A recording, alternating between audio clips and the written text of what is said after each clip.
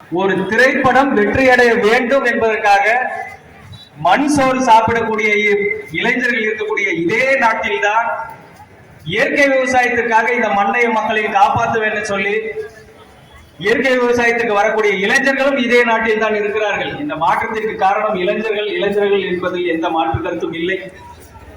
இயற்கை விவசாயம் செய்யக்கூடிய பொதுவாகவே விவசாயம் செய்யக்கூடிய இளைஞர்களுக்கு இன்னும் பெண் கொடுக்க விவசாயிகள் முன் வர மாட்டேங்கிறாங்க. நேரடியா விவசாயிகள் கிட்ட பொருட்களை வாங்குறதுக்கு நுகர்வோர்கள் முன் வரணும்.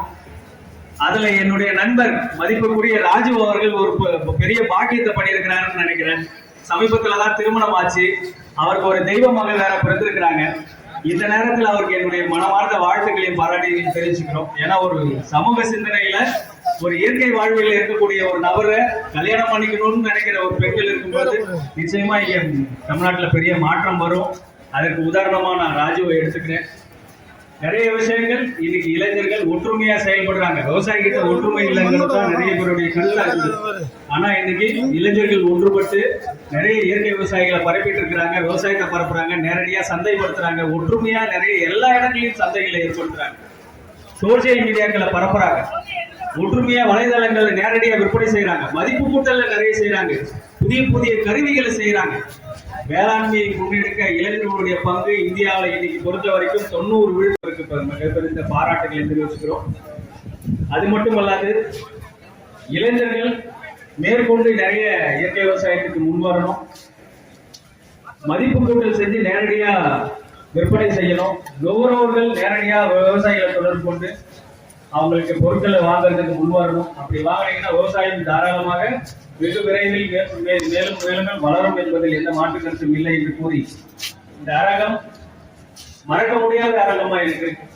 2009 காலகட்டத்தில் இதே தேசிய நெல் திருவிழாவில் தான் நெல் ஜெயராமன் ஐயாவை எனக்கு நம்மாழ்வார் அறிமுகப்படுத்தினாரு. அவர்கிட்ட தான் முதல்ல தேடல் இருக்கும்போது பாரம்பரிய நெல் விதைகள் எனக்கு கிடைச்சது. அவர் தான் கொடுத்தாரு.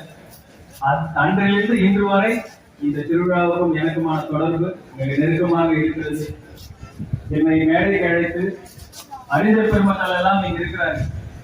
இவர்களால் அரங்கிலே என்னை மேடையேற்று இளைஞர்கள் குரலாக என்னை பேச வைத்த ராஜு அவர்களுக்கு நன்றியை தெரிவித்து, இளைஞர்கள் குரலாக நிச்சயமாக மேல்மேலும் வாழ்நாள் முழுவதும் இயற்கைக்காக இந்த மக்களுக்காக என்னுடைய வேளாண்மையை அர்ப்பணிப்பேன் என்று சொல்லி பேசுவதற்கு வாய்ப்பு அமைதி நன்றி தெரிவிக்கிறேன்.